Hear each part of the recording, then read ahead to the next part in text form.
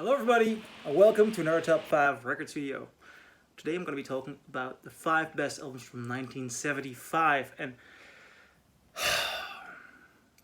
this is quite the challenge because a lot of artists did some of their best work in 1975. So what am I going to choose? Am I going to put focus on some artists who otherwise will not be in these lists? But did make their work in 1975, which was pretty good? Or am I gonna choose for the 5 albums which come most and closest to my heart?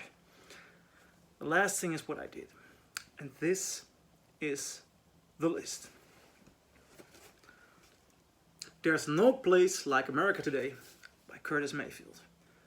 This is a sincere beauty, and in my opinion the best album by Curtis Mayfield.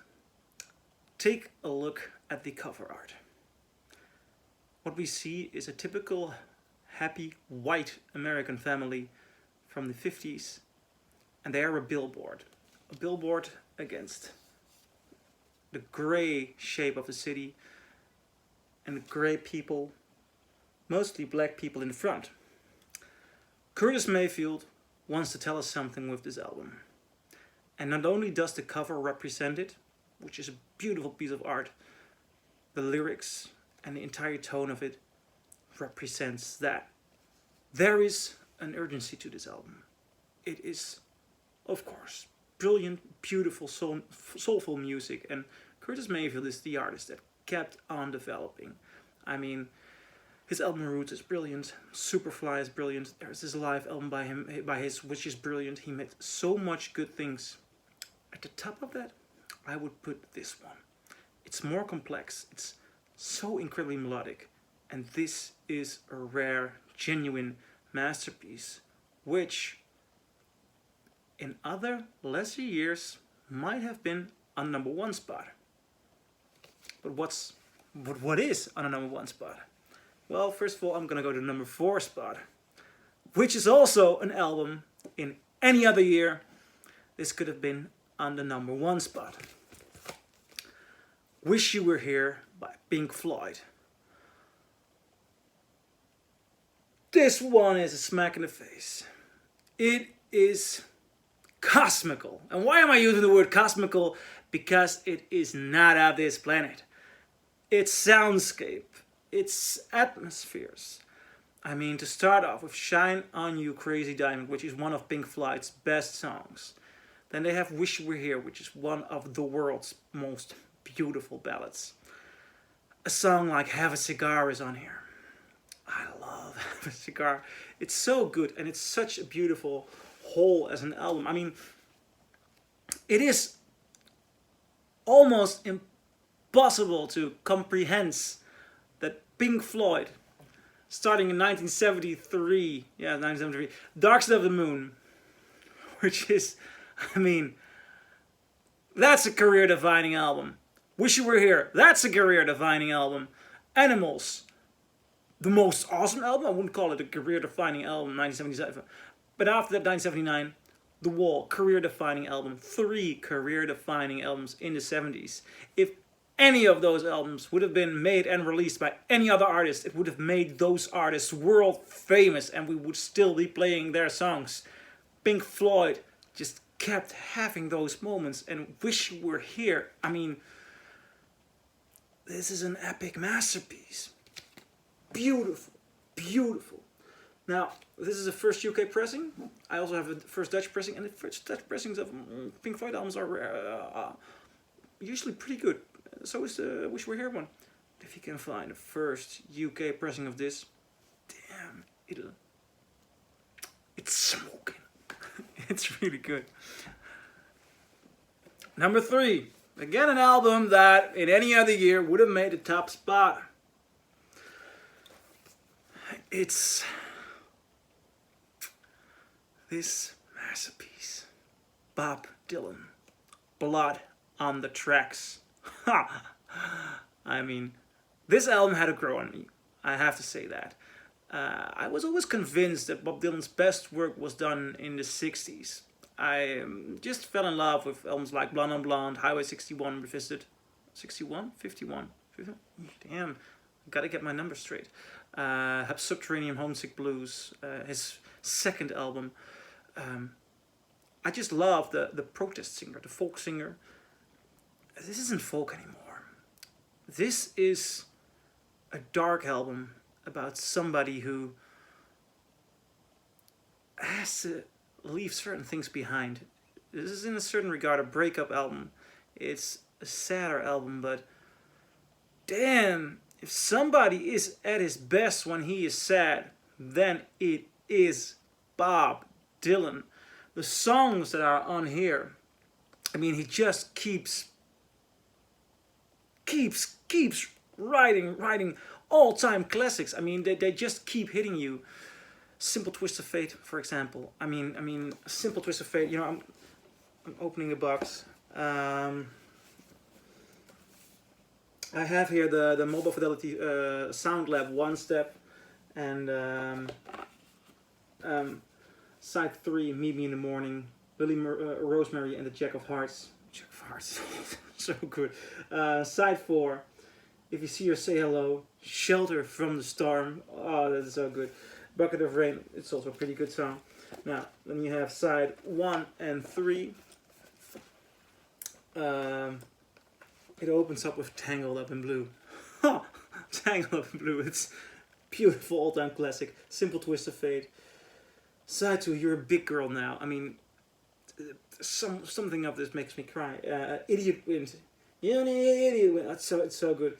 You're gonna make me lonesome when you go. Oh man, this is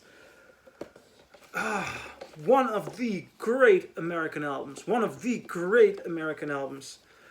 And I compared this to the normal MoFi and to a first Dutch pressing, and it smokes them all away. This is one of the best pressings I have in my collection. So if you come across one of these, buy one. But also, first Dutch is also good. So don't worry about that. Don't worry about that. But the One Step is awesome. Now, another album, and I was in constant dubio whether I would put this on the number 1 spot or the number 2 spot, and I'll be honest with you. Initially, I thought this should be the number 1 spot, but I thought it was too over the top to have 1974 with Queen on the number 1, and to have 1975 also with Queen on the number 1. And although I think this one is better than Sheer Heart Attack and Queen 2, I put Night of the Opera on the number 2 spot of the 1975 list. For the simple reason that I think 1975 is a much more compelling, brilliant year than 1974. I put it on number 2 spot. It is the album that started music love for me. This is the first album I ever put on, and it is a strong masterpiece. It is an epic, brilliant collection of songs which not so much tells a story, it tells an experience. It is an ongoing experience, which starts off with Death on Two Legs, which is one of it's a very strong power rocker. It due to the piano, it has an element of ballad to it. You know, it's like a ballad rocker, a rocker ballad, not a power ballad. Power ballads are something else. This is a rocker ballad. You know, lazing on a Sunday afternoon. Queen has these lovely, rare, short songs which just step into different time periods, into different places, and Lazing on a Sunday Afternoon is one of those. I'm in Love with My Car, a really great banger sung by Roger Taylor. After that, You're My Best Friend was a big hit. I think that's a soapy song. I think that's a mopey song, yeah. And that's why it's not on the 1 spot. After that, Year of 39, Sweet Lady, Seaside Rendezvous, all so good songs. And that's just side 1. Side 2, the Prophet song, one of the big Queen epics. And if you write something like a Prophet song, nothing could overshadow that unless you're Queen. And you put after the Prophet song, Love of My Life, Good Company, and Bohemian Rhapsody. I mean, if you manage to make an album that overshadows on which something overshadows the Prophet song, then you're the fucking greatest band on the world. Queen, A Night at the Opera. And then we're going to this one. Also one of the great American masterpieces. Bruce Springsteen, Born to Run. I didn't just not like Bruce Springsteen when I bought this. I hated the man. I hated Bruce Springsteen. I just hated his American sentimentality. I hated Born in the USA. I actually had Born in the USA on a vinyl, and I just hated it. Then I came across this one, and it was cheap, and I thought, everybody's talking about it. Everybody's talking about it. So I thought, I'll give it a shot. And I bought it, and coincidentally, for €4, I bought a first US pressing, which is very good. And the moment the needle hits this one, and you hear the harmonica on Thunder Road, which has sentimentality. It has a sense of place, it has a sense of landscape, it has a sense of longing. And Bruce Springsteen starts singing. I never heard his voice that way.